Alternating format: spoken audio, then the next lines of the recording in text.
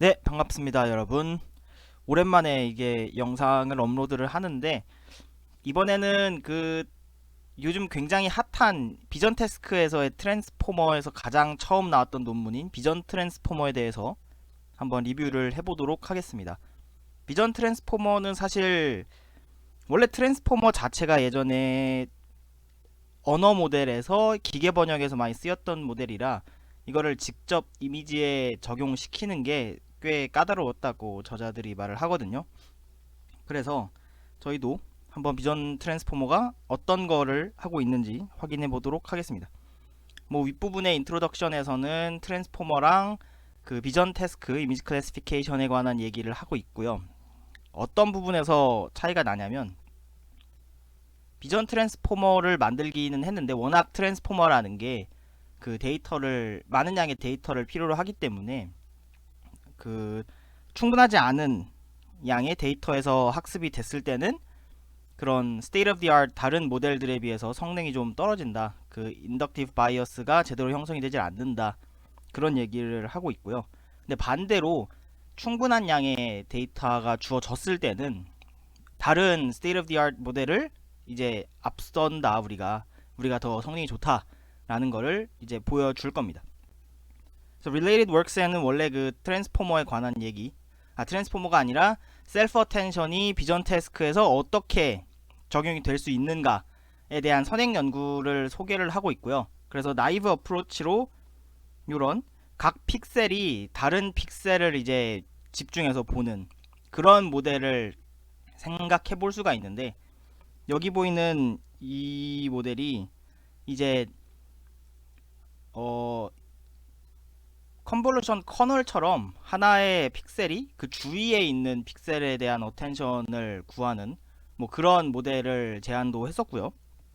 여기에서 소개하는 거는 그 커널의 사이즈를 다양하게 하면서 뭐 볼 수 있는, 사실 위에서는 각 픽셀에 대한 셀프 어텐션을 구했다고 하면은 이거는 약간 그 컨볼루션 커널처럼 일정한 윈도우 사이즈를 정해가지고 그 안에서의 이제 셀프 어텐션을 구하는 뭐 그런 모델을 소개를 한다고 합니다. 근데 이게 다 뭐 전체적으로 그냥 나이브하게 셀프 텐션을 적용하기에는 계산량이 너무 많아지고, 이렇게 뭐 블록으로 나눠 놓는 것도 사실 뭐 그닥 현명한 방법은 아니다라고 이 저자들이 생각을 한 거라서, 이 사람들이 제안하는 모델은 요 그림을 보면 알 수 있는데, 일단 왼쪽 아래에 보이는 요 이게 그 원래 이미지라고 한다면 그 패치로 일정 크기만큼 나눠 가지고 쭉 나열을 합니다. 그래서 여기에 보이시는 게 그 잘라놓은 패치를 이제 일렬로 나열을 한 거고, 그 안에서 이 이미지 패치도 결국에는 몇 개의 픽셀과 채널로 이루어진 이미지잖아요. 그래서 이거를 1차원 원디멘셔널로 이제 플래튼을 시켜줍니다. 그거를 각 패치에 대해서 수행을 하고요. 여기에 붙어있는 요 추가로 또 하나의 그 벡터를 추가를 하는데, 그게 이제 클래시피케이션에 사용될 클래시피케이션 토큰이고요. 그리고 트랜스포머는 LSTM 모델하고 다르게 그 시계열 입력, 그 타임스탬프에 따른 입력을 넣어주는 게 아니라 한 번에 계산을 하기 때문에 그 위치에 대한 정보를 제공을 해줘야 되는데, 그게 바로 이제 포지셔널 엠베딩이 되는 거죠. 근데 이 비전 트랜스포머에 대해서의 그 포지셔널 임베딩이 효과가 없다라는 소리도 요즘 들리고 있어서 이거에 대해서는 뭐 선택적으로 사용을 하시면 되겠습니다. 근데 여기서 중요한 점은 이제 픽셀마다 포지션을 주는 게 아니라 그 패치별로 위치를 주어준다는 게 중요하다고 볼 수 있겠습니다. 그래서 이렇게 나열이 된 패치들을 이제 일렬로 펴서 트랜스포머 인코더에다 집어넣을 건데, 그건 이제 오른쪽에 보이는 요 연산을 그대로 따라간다고 보시면 되고요. 그렇게 해서 나온 거를 마지막으로 클래시피케이션을 위한 그 MLP 모델에 집어넣고 클래스를 추출하게 되는 겁니다. 뭐 여기까지 보자면 뭐 크게 어려운 모델은 아니라고 생각을 해요. 실제로도 여기 논문에서는 요 아이디어를 캐치하는 게 그렇게 어렵진 않거든요. 왜냐하면은 그 이미지를 그냥 패치로 자른 다음에 일렬로 펴서 트랜스포머에다 넣고 그것에 대한 이제 뭐 계산 결과이기 때문에 딱히 받아들이는데 큰 어려움은 없는 기술이거든요, 사실은. 그래서 대부분을 그 실험 결과로 지금 논문이 가득 차 있어요. 그래서 뭐 딱히 길게 설명할 필요는 없어 보입니다. 여기서 이제 비전 트랜스포머의 이제 특징이죠. 그래서 여기 밑줄 쳐놓은 부분이 이제 원디멘셔널 인풋을 받기 때문에 트랜스포머가 자기네들도 요 이미지를 이런 식으로 2D 패치를 이제 플래튼을 시킨다. 요 n이라는 거는 이제 패치의 개수를 의미하는 겁니다.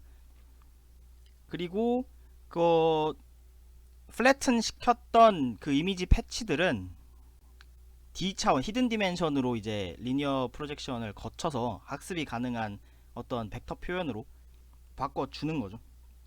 그리고 여기서 말하는 이제 하이브리드 아키텍처라는 거는 여기서는 이제 원본 이미지를 그대로 이제 패치로 잘라가지고 썼지만 뭐 CNN에 의한 어떤 피처맵을 비전 트랜스포머에 집어넣는 것 또한 뭐 가능하다 이런 얘기를 하고 있는 거고요. 여기에 보이는 이 방정식들 한번 다뤄보겠습니다. 이 Z0라는 게 어떻게 보면 그 트랜스포머에 처음으로 입력이 되는 거라고 볼 수 있어요. 그래서 X 클래스로 나와 있는 이게 그 클래시피케이션 토큰이 되고요. 그 XP1이라는 거는 이제 패치 1번에 대한 그 변환과 이제 E는 그 D 차원으로 이제 축소든 확장이든 하는 그 리니어 프로젝션을 얘기를 하겠죠. 그런 게 이제 여러 개 겹쳐지고 각각 이건 지금 하나의 벡터로 묶여 있죠. 거기다가 포지셔널 임베딩이 더해진다. 그 다음에는 그 각각의 LN이 뭐였는지 레이어 놈이네요. 예, 레이어 노밀리제이션이 된 다음에 멀티 헤드 셀프 어텐션이 가해지고 그 다음에 여기 스킵 커넥션으로 그 레스넷처럼 레지듀얼을 구한다는 거. 그리고서는 최종적으로 MLP 안에다가 그 계산된 놈의 이제 레이어 놈이 된 놈을 MLP에다 집어넣어서 클래시피케이션을 한다. 그렇게 생각하시면 될 것 같습니다. 그래서 제일 중요한, 제가 생각하기에 비전 트랜스포머에서 가장 중요한 점은 사실 이거라고 생각을 해요. 충분히 많은 양의 데이터에서 사전 학습되고 이제 파인 튜닝이 된 모델이 아니면 크게 성능 향상을 기대하기 어렵다. 그래서 이미지넷으로도 모자라다고 그 구글 내부에서만 사용이 된다는 그 JFM이라는 무슨 데이터셋이 있나봐요. 뭐 6억 장인가의 이미지를 갖고 있다고 하는데 보니까 그 뭐 이미지넷 1K가 1200만 장을 쓰고 있다고 하고 뭐 그거에 한 60배 정도 되는 거겠죠.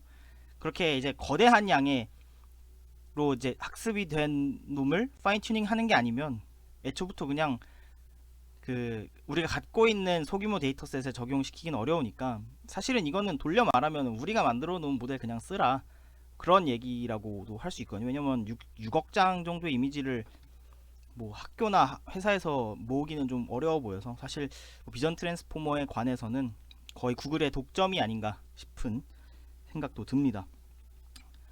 그리고 여기에는 다 이제 그 뭐 실험에 관한 얘기고 그 패치랑 그 트랜스포머의 어텐션이 어떻게 적용되는지에 대해서 조금 더 자세하게 설명을 해드릴게요.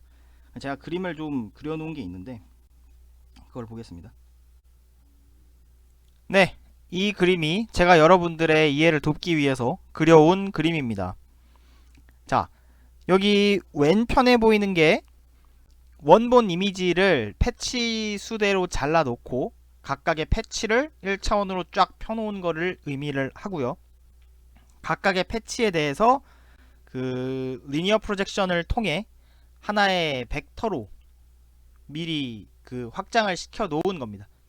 그리고 각각의 이제 이 히든 디멘션을 통해서 쿼리랑 키랑 밸류를 직접 구해야 되는데 그렇게 해서 오른쪽에 보이는 요런 길다란 벡터 하나를 만들어 놔야 되거든요. 그래서 원래는 이거를 따로따로 구해도 상관은 없는데 구현을 좀 간단하게 하기 위해서 일단은 그 3 곱하기 DH 각각 이제 쿼리 키 밸류의 차원수의 3배로 일단 쭉 늘려놓고 그거를 이제 DH만큼 3등분을 해서 쿼리 키 밸류로 할당을 시키는 방법을 채택을 했습니다. 그리고 멀티헤드 셀프 어텐션이기 때문에 당연히 그 요렇게 헤드의 개수만큼 각각 쿼리 키 밸류를 나눠 주는 거예요. 그렇게 해서 이제 각각의 이제 넘버 오브 헤드의 개수만큼 셀프 어텐션을 수행을 해준다 라고 생각을 하면 됩니다. 그리고 밑에 보이는 이거는 그 전체가 아니라 하나의 헤드에 대한 연산이라는 부분을 좀 이해를 해주셨으면 감사하겠습니다. 그리고 각각의 쿼리에 대해서 이제 키랑 이제 키에다가 닷 프로덕트를 실행을 해줄 거예요. 이렇게 옮겨 다니면서 얘랑 해주고 얘랑 해주고 얘랑 해주고 하는 식으로 하게 되면 요거에 의한 결과가 뭐가 나오겠어요? 당연히 요런 9개짜리, 물론 이것도 지금 이미지의 형태를 띠고 있지만 이게 그냥 1차원으로 차원이 없는 그냥 그 쭉 펴놓은 상태라고 보시면 되고요. 이해를 돕기 위해 이렇게 그림을 그려놓은 거니까. 그러면 닷 프로덕트의 결과가 이제 9개가 나오는데 요 쿼리의 개수가 몇 개가 있었죠? 아까 9개가 있었죠. 각각 패치에 대해서 그 쿼리 키 밸류를 구하는 거니까 그렇게 9개가 나오는 겁니다. 그러면 밑에 여기 또 노란색으로 그려 놓은 부분이 이제 어텐션 스코어가 되는 거예요. 요 결과가 있죠. 이게 어텐션 스코어가 되고 그 9개에 대해서 9개가 이제 합쳐진 차원은 요런 느낌으로 좀 추가가 돼 있을 겁니다. 그림을 좀 그리기가 까다롭지만 뭐 요런 식으로 잘려 있겠죠. 이런 게 9개가 있다는 거예요. 이렇게 방향으로. 그리고 각각에 대한 소프트맥스인 겁니다. 결국엔 두 번째 놈에 대한 소프트맥스, 세 번째 뭐 계속해서 소프트맥스를 구해 놓으면 그게 이제 어텐션 스코어가 된다. 그러면 이 어텐션 스코어에다가 뭘 해주냐, 얘를 갖고 올게요. 이제는 이미지 밸류였죠. 원래는 이제 이미지라고 나오는데 제가 알고 있었던 셀프 어텐션은 원래는 입력이 그대로 들어가는데 트랜스포머는 거기서 한 번 더 이제 선형 사상을 거친, 얘도 뭔가가 이제 변형이 된 애가 들어오는 거더라고요. 그렇게 어텐션 스코어가 각각이 또다시 곱해져서 하나의 뭐랄까 원래 QKV와 같은 차원의 어떤 텐서가 나온다. 그거를 이제 리니어 프로젝션을 시키고서 마지막 MLP 헤드에 집어넣으면 그걸로 클래시피케이션이 된다는 겁니다.